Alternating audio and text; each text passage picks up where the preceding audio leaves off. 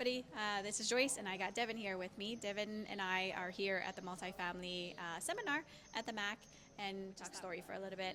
Now, you're getting into multifamily already, so you're way more advanced than a lot of these people that already are doing it or are here. But can you tell us how you got into multifamily, what the value of that is, and then kind of go into what that process looks like as a new person getting into it? Yeah, that is a loaded question. There is a lot that goes into getting into multifamily, right? I appreciate you saying that I'm more experienced than all these other people here, but I consider myself very low on the totem pole. The reason being is because I don't know everything, right? But I do know a lot, and I do know that it's okay not to know a lot. And I think the biggest reason why I was able to get into multifamily is because I'm humble enough to admit, hey, I don't know everything. So what I did is I partnered with my business partner. If you guys are watching this video and you guys live on Maui, I partnered with Rocky Balala. He has done multiple flips on island. He's very well respected. You know him. I mean, he's a boxer, he's a fighter, champion, all that good stuff, right? He's my boy. But what I did is I just, I put myself in environments and places where I wanted to be.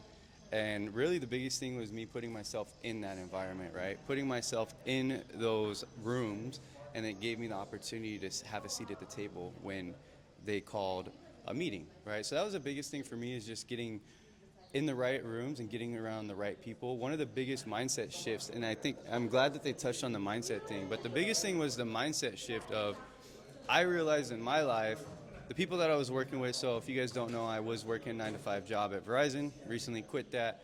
But the biggest mindset I was running into is limited mindset. They had a very limited mindset, and I just was always in the mindset for myself personally is like, I don't want to be around a bunch of guppies, right? Sorry, like I don't want to be around a bunch of small fish. So I started putting myself in rooms with bigger fish, right? And honestly, that's been the biggest thing for me, is putting myself in the room with bigger people.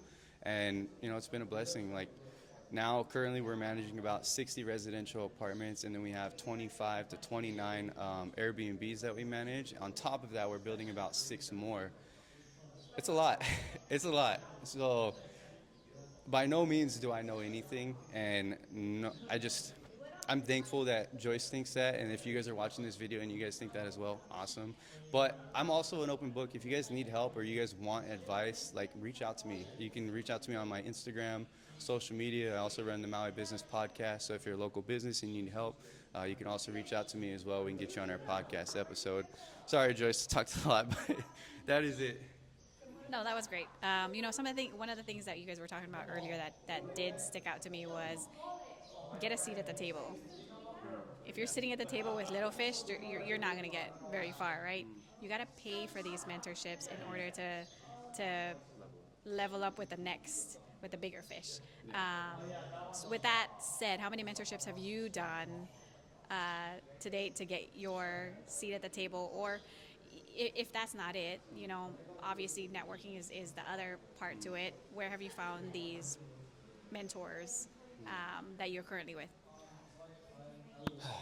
Where have I found the mentors? I mean, they're really everywhere, right? You just got to choose who you want to associate with and who you want to be around, right? I think for me is like, I know that X is involved in this, right? But if it doesn't line with my goals, I'm not going to go put myself at that table, right? So I think that's the biggest thing, is finding a table where they're actually talking about something that you're enjoying. And that's probably one of the biggest things that I've learned, is just doing exactly that, putting yourself at a table where people are actually talking and educating on another level, so to speak, right? That's kind of it. I kind of got distracted because my friends were watching me. But with that being said, I think the question was, what was the question again? Um, would you pay for mentorships? And if it's not the mentorships, then obviously you already answered the second part of the question: is where do you find these mentors if it's not through a mentorship? Yeah, I would definitely pay for mentorships. 100%. Like, if Joyce had a mentorship, I would pay for it. If Pace Morby had a mentorship, which I've been in, I like that course. Also, Joel Kaplan of Agency Lab. If you guys don't know, content like creator, marketer, whatever. That has probably been the best course that I've taken, the best mentorship, because it helped me with marketing, right? And then, it's no different than paying for a course like this or a mentorship, because they're going to teach you things that you don't know, and it's okay if you don't know them all. It really is. And I would pay for a mentorship. So if you guys are looking for one, looking for something to learn, go to that mentorship, pay for it, get a seat at that table, and then find that bigger fish that's there. I think that's the biggest thing, is find the bigger fish that's there. I guess. I don't know. That's it. Awesome. Thank you so much, Devin, for the time.